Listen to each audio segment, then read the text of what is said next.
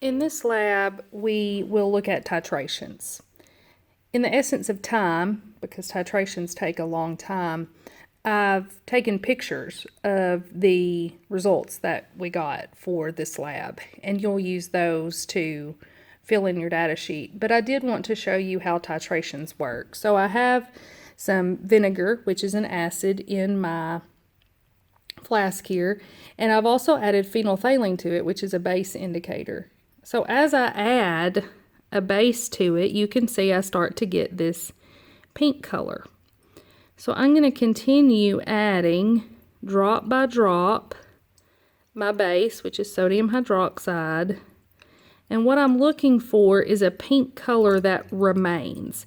And what that tells me is that my acid has been neutralized and slightly become basic due to the addition of the sodium hydroxide.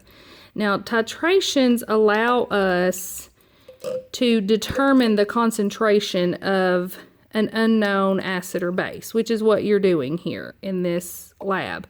You have a known concentration of sodium hydroxide, 0.1 molar, but we don't know the concentration of acetic acid that's in vinegar. That's what you're going to determine.